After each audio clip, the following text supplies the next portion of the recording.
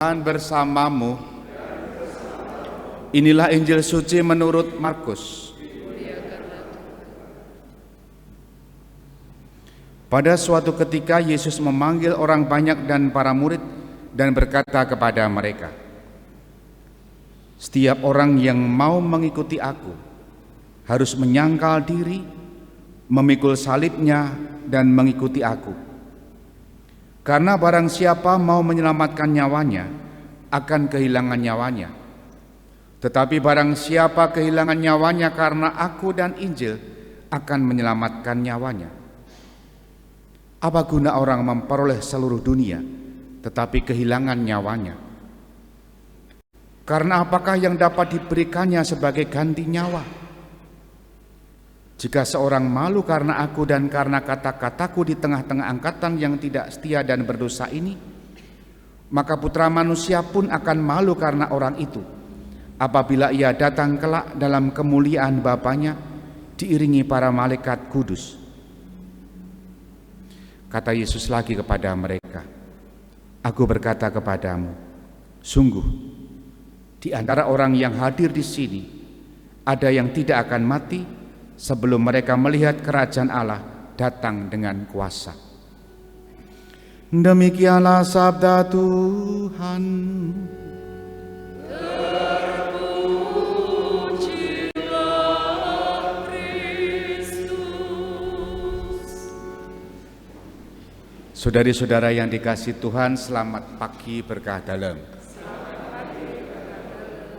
Di antara kita, siapa saja tentu memiliki sesuatu yang dibanggakan.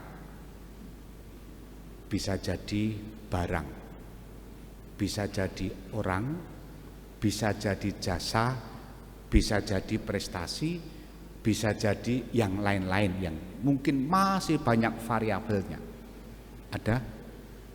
Ada?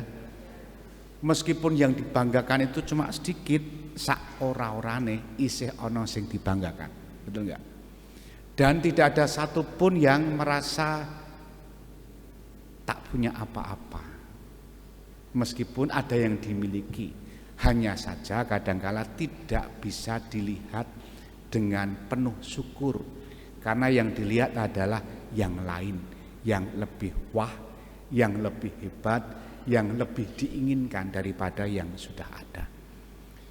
Nah, nanti dilihat-lihatlah, dilimbang-limbang, direnung-renungkan, apa sih yang menjadi kebanggaan saya, kebanggaanku. Bisa jadi prestasi, oke. Bisa jadi materi, oke. Bisa jadi jasa, oke. Itu semua baik. Dan itu hampir dicari oleh semua orang, karena itu akan memupuk rasa bangga, proud, rasa percaya diri juga. Salahnya adalah kalau itu menjadi orientasi hidup kita dan melupakan yang pokok bagi hidup kita. Kisah bacaan pertama mengenai Menara Babel, simbol kesombongan manusia, pencapaian manusia, keberhasilan manusia, kesuksesan manusia membangun menara yang besar, yang bisa mencapai langit menurut Injil, menurut kitab suci. Artinya mendekati tempat Allah yang ilahi. Tapi apa yang terjadi? Dihancurkan sendiri oleh Allah. Artinya yang dicapai oleh manusia, yang dibanggakan oleh manusia, apapun itu, materi yang kelihatan, toh tidak ada artinya di hadapan Allah. Yesus hari ini mengingatkan kita juga dalam bacaan Injil, apa gunanya memperoleh dunia, semua yang ada di dunia ini, kalau kita kehilangan nyawa. Itu artinya apa? Pencapaian kita yang kita sombongkan, yang kita bangga-banggakan selama ini, yang membuat kita sombonglah katakanlah. Kalau kita tidak memiliki yang pokok, yakni yang mampu menyelamatkan jiwa, semua yang kita miliki tak ada artinya. Materi, nama baik, prestasi, jasa apapun itu. Hari ini kita diingatkan, mari kita mengintip jiwa kita, mana yang perlu kita capai, kita cari, kita perjuangkan. Apa itu? Keselamatan jiwa. Jangan sampai jiwa kita ini hilang.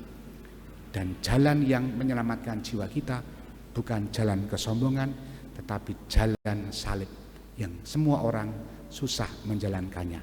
Itulah resiko kita sebagai pengikut-pengikut Kristiani, pengikut-pengikut Kristus. Mengakui Yesus sebagai Tuhan kita, mengakui Injil sebagai pegangan hidup kita, dan sekaligus mengakuinya di hadapan publik. Beranikah kita? Itulah jalan kerendahan hati kita, jalan salib kita. Supaya apa?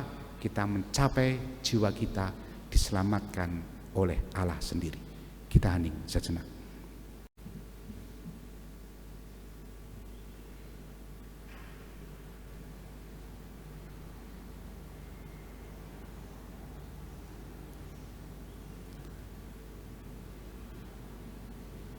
Dimuliakanlah Yesus yang dulu hidup, sekarang dan selama-lamanya.